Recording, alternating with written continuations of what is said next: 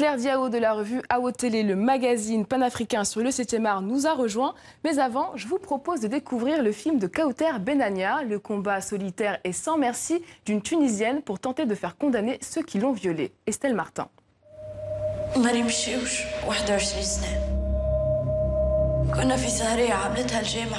La belle, c'est elle, Mariam, jeune femme insouciante. Quant à la meute, elle l'attend, tapis dans la nuit.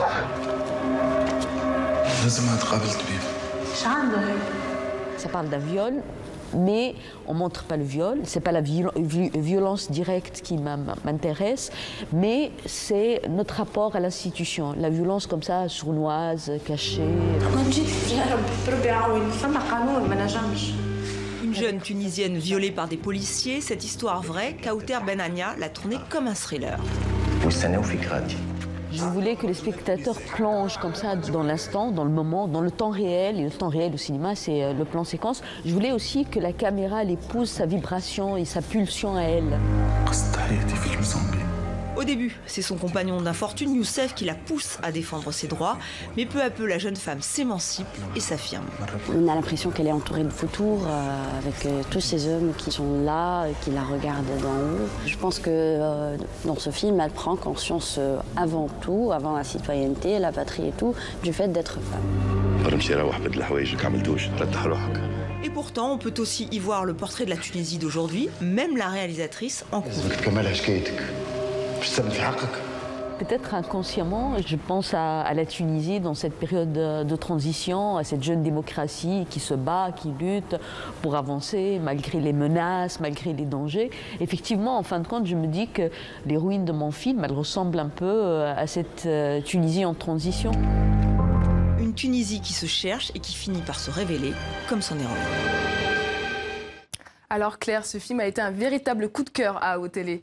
Oui, c'est un film que nous avons repéré au Festival de Cannes dans la section Un certain regard et qui nous a particulièrement plu. D'abord parce que c'est l'adaptation d'un fait réel, celui d'une Tunisienne qui a été violée pas par n'importe qui mais par des policiers. Et ensuite parce que justement dans la mise en scène mise en place par Kaouter Benania, il y a toute une approche par rapport au viol. C'est-à-dire le viol au cinéma, on en a plein, on l'a beaucoup vu. Et soit les cinéastes s'attardent sur l'acte lui-même et la violence faite à la femme, soit on s'intéresse comme Kaouter Benania à la violence de l'institution. Et c'est ça qui est particulièrement intéressant dans le choix de plan-séquence, c'est qu'on va suivre la solitude de son personnage face aux institutions qui la condamnent finalement une deuxième fois. On a vraiment l'impression d'être avec l'héroïne. Kaouter Benania, elle n'en est pas à son premier film en fait. Non, c'est une cinéaste assez prolixe qui a la chance en plus d'avoir une reconnaissance internationale. Certains cinéastes sont cantonnés au niveau national. Elle fait des coproductions et ses films voyagent à l'étranger. C'est une cinéaste qui en plus de ça s'intéresse toujours à la société tunisienne. Un film plutôt marquant qu'elle a fait s'appelle Le Chalat de Tunis. Et c'est surtout une femme cinéaste qui met en avant des femmes actrices, que ce soit dans des courts-métrages ou dans des longs-métrages. Donc on retrouvera d'ailleurs cette interview de la cinéaste dans votre prochain numéro d'AO Télé, un numéro que vous avez choisi de sortir lors des journées cinématographiques de Carthage. Pourquoi ?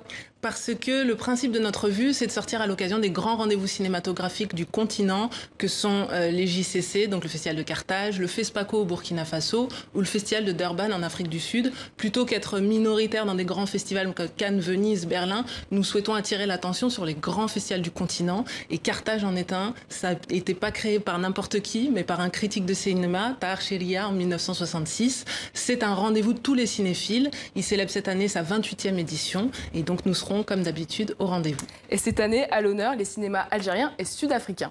Oui, qui sont en plein essor actuellement, mais pas que, puisqu'il y aura forcément du cinéma tunisien et La Belle et la Meute sera en compétition officielle, une compétition que Kaouter connaît très bien, puisqu'elle a déjà remporté un Tanit d'or avec un court-métrage, Pot de colle en 2013, et avec un long-métrage, Zeynep n'aime pas la neige, en 2016.